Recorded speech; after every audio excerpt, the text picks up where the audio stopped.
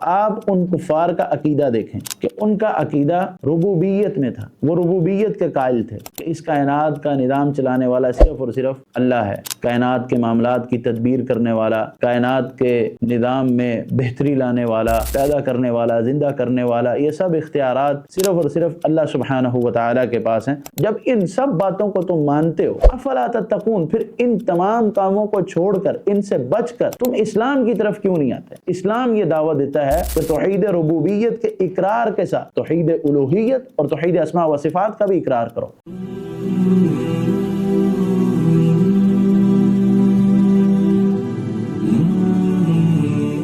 بسم اللہ والصلاة والسلام علی رسول اللہ، اما بعد۔ مصنف رحمہ اللہ نے ایک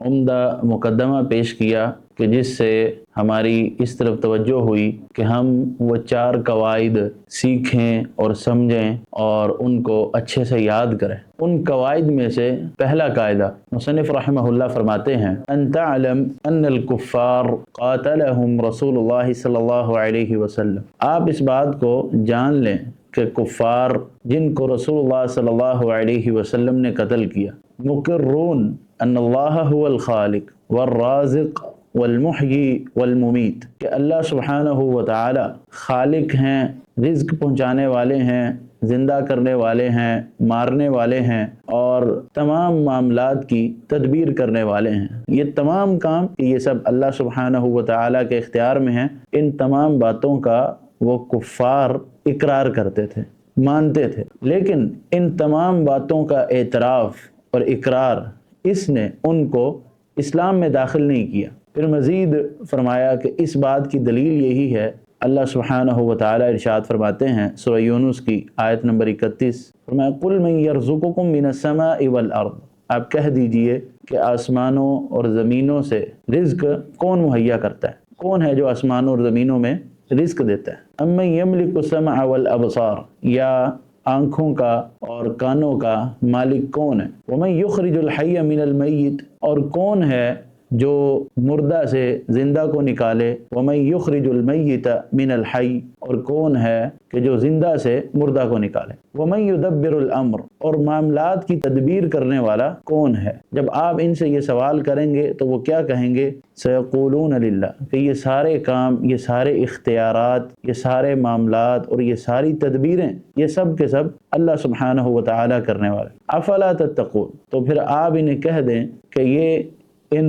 شرک و بدعات کے ہر کام سے اپنے آپ کو بچا کر اسلام میں داخل کیوں نہیں ہوتے؟ یہ شیخ رحمہ اللہ نے پہلا قاعدہ ذکر کیا، اس کا مختصر انداز میں ترجمہ میں نے آپ کے سامنے رکھا ہے۔ پہلی بات جو اس قاعدے میں سمجھنے والی ہے، شیخ فرماتے ہیں کہ کفار وہ ہیں کہ جن کو رسول اللہ صلی اللہ علیہ وسلم نے قتل کیا۔ وہ کفار اس بات کا اعتراف کرتے تھے، اقرار کرتے تھے کہ کائنات کی تدبیر کرنے والا صرف اور صرف اللہ ہے، کائنات میں روزیاں مہیا کرنے والا، رزق مہیا کرنے والا، زندہ کرنے والا، مارنے والا، اور آنکھیں اور سماعتیں عطا کرنے والا، یہ سب اللہ سبحانہ و تعالیٰ کے کام ہیں۔ اس چیز کا وہ اعتراف کرتے تھے، اس چیز کو وہ تسلیم کرتے تھے۔ اس کو توحید ربوبیت کہا جاتا ہے۔ توحید کی 3 قسمیں ہیں، جن میں سے پہلی قسم جو ہے وہ توحید ربوبیت ہے، اور توحید ربوبیت کا مطلب یہ ہے الاعتقاد بأن اللہ هو الخالق والرازق والمدبر، اس بات کا عقیدہ رکھنا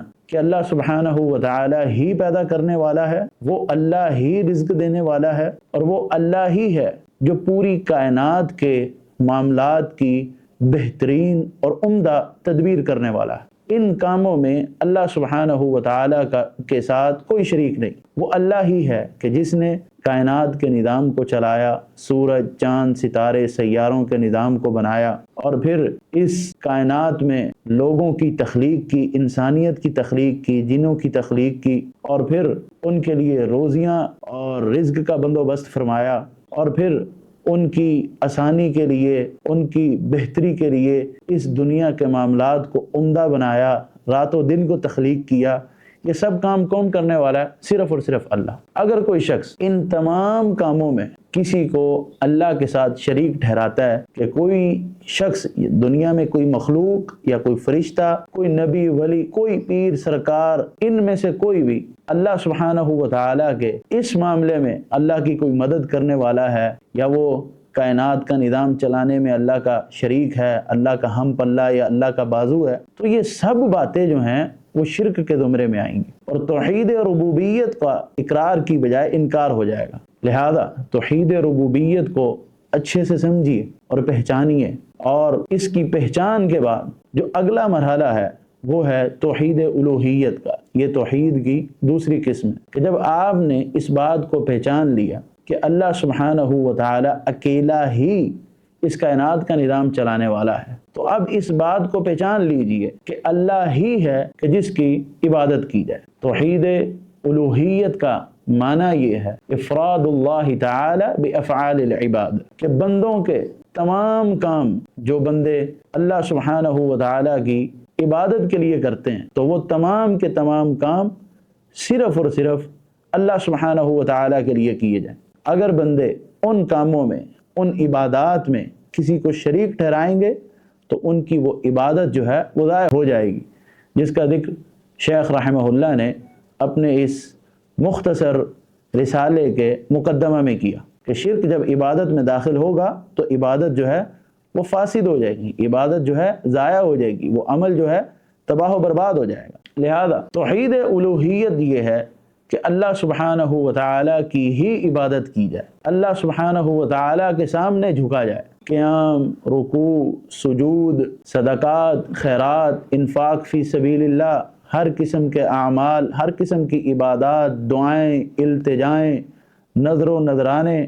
یہ سب کس کے لیے؟ صرف اور صرف اللہ کے۔ یہ سب عبادت کے کام ہیں۔ عبادت میں اللہ سبحانہ و تعالیٰ کے ساتھ کسی کو شریک نہ ٹھہرایا جائے۔ اگر کوئی شخص اللہ تبارک و تعالیٰ کی عبادت میں کسی کو شریک ٹھہرائے گا تو وہ توحید الوہیت کا منکر ہوگا، توحید الوہیت میں شریک ٹھہرانے والا ہے اور وہ مشرک ٹھہرائے گا۔ لہذا یہ دوسری جو قسم ہے توحید کی،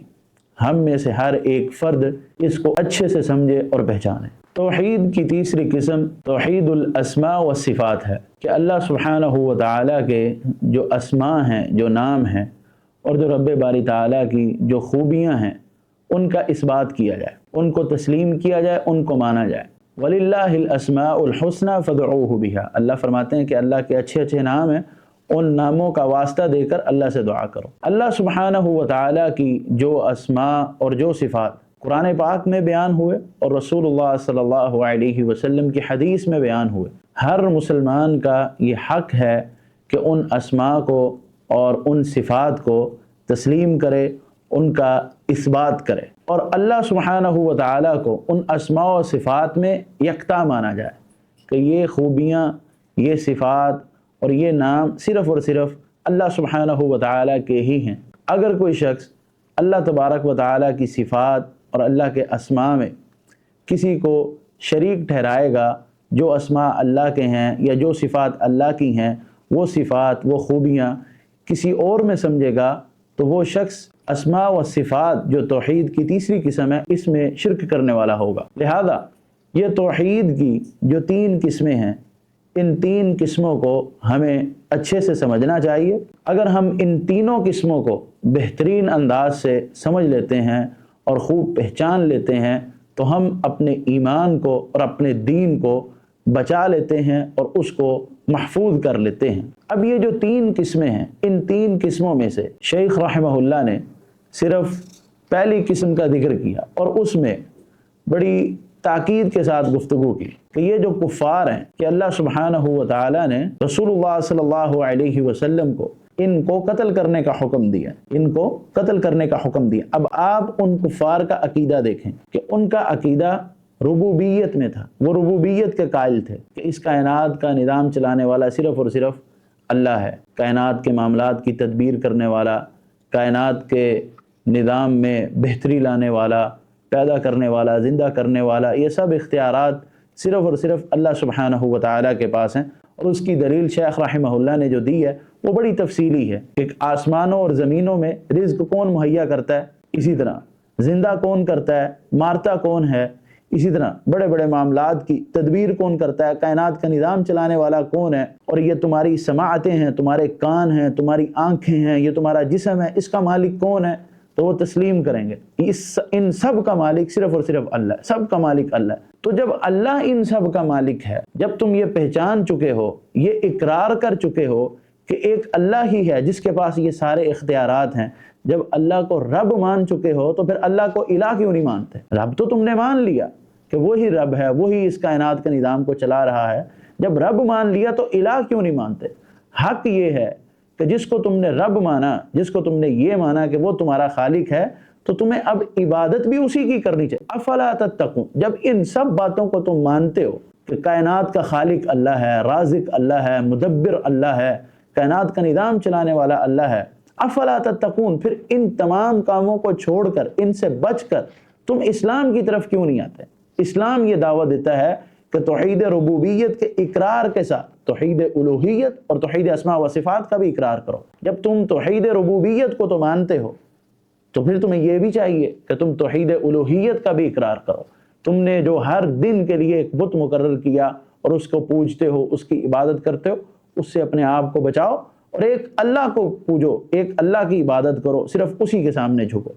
یہ در در پر جھکنے کی بجائے ایک در پہ آؤ، اللہ کے در پہ آؤ اور اسی کے سامنے اپنا ماتھا ٹیکو، اسی کے سامنے اپنی حاجتیں پیش کرو، اسی کے آگے دعائیں پیش کرو، اسی سے مانگو، وہی تم کو نوازے گا۔ یہ تو تم مانتے ہو کائنات اللہ چلا رہا ہے، جب یہ مان گئے ہو تو پھر یہ بھی مانو کہ الہ بھی صرف اور صرف اللہ ہے، اس کے علاوہ کوئی اور الہ نہیں ہے۔ اب اس وقت کے جو مشرکین تھے انہوں نے صرف توحید ربوبیت کا اقرار کیا، باقی جو اقسام ہیں ان کا انکار کیا، تو اللہ سبحانہ و تعالیٰ نے ان کو کافروں کی فہرست میں شامل کیا اور آپ صلی اللہ علیہ وسلم نے ان سے قتال کیا۔ لہذا ہمیں یہ چاہیے کہ ہم اللہ سبحانہ و تعالیٰ کی جو توحید کی 3 اقسام ہیں ان تینوں کا اقرار کریں۔ اس کے دلائل رب باری تعالیٰ نے مزید بھی قرآن پاک میں دیے، فرمایا وَلَئِن سَأَلْتَهُم مَّن خَلَقَهُم لَّيَقُولُنَّ اللَّهُ فَأَنَّىٰ يُؤْفَكُونَ،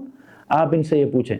کہ تم کو پیدا کس نے کیا، تو یہ کہیں گے ہمیں اللہ نے پیدا کیا۔ تو اللہ کہتے ہیں فَأَنَّىٰ يُؤْفَكُونَ، پھر بھٹکے کیوں پھرتے ہو؟ جب تمہیں یہ پتا ہے کہ پیدا اللہ نے کیا تو عبادت بھی اسی کی کرو۔ اسی طرح ایک اور جگہ ان سے آپ صلی اللہ علیہ وسلم نے ان سے یہ پوچھا وَلَئِن سَأَلْتَهُم مَّن خَلَقَ السَّمَاوَاتِ وَالْأَرْضَ لَيَقُولُنَّ اللَّهُ، آپ ان سے پوچھیں کہ آسمان و زمین کا خالق کون ہے، آسمان و زمین پیدا کرنے والا کون ہے، تو کہیں گے اللہ ہے۔ اسی طرح فرمایا وَلَئِن سَأَلْتَهُم مَّن نَّزَّلَ مِنَ السَّمَاءِ مَاءً فَأَحْيَا بِهِ الْأَرْضَ بَعْدَ مَوْتِهَا، آپ ان سے یہ پوچھیں کہ آسمان سے پانی اتارنے والا کون ہے اور پھر اس پانی سے بنجر زمینوں کو آباد کرنے والا کون ہے، تو یہ کیا کہیں گے؟ اللہ ہی ہے کہ جس نے یہ سب کام کیا۔ تو جب یہ سب کام کرنے والا اللہ ہے، کائنات کا نظام چلانے والا اللہ ہے، تو پھر عبادت بھی صرف اور صرف اللہ کی ہی کی جائے۔ توحید ربوبیت کا جس نے انکار کیا ان میں سب سے جو بڑا جابر اور ظالم تھا وہ فرعون تھا، جو کیا کہتا تھا انا ربکم الاعلی، میں ہی سب سے بڑا رب ہوں، یعنی اس کائنات کا نظام چلانے والا میں ہی ہوں، اس کائنات میں نظام میں رد و بدل کرنے والا صرف اور صرف میں ہی ہوں، میں زندہ بھی کرتا ہوں، مارتا بھی ہوں، میں لوگوں کو بخش بھی دیتا ہوں، لوگوں کو اس دنیا سے کوچ بھی کروا دیتا ہوں، میں بس میرے پاس اختیارات ہیں، میں مختار کل ہوں۔ وہ اپنے آپ کو رب مانا کرتا تھا۔ تو اللہ سبحانہ و تعالیٰ نے اس کا جو حشر کیا قرآن پاک میں کئی جگہوں پر اس حشر کا ذکر اللہ سبحانہ و تعالیٰ نے کیا۔ اللہ تبارک و تعالیٰ نے اس فرعون کو موسیٰ علیہ السلام کے ہاتھوں ذلیل کروایا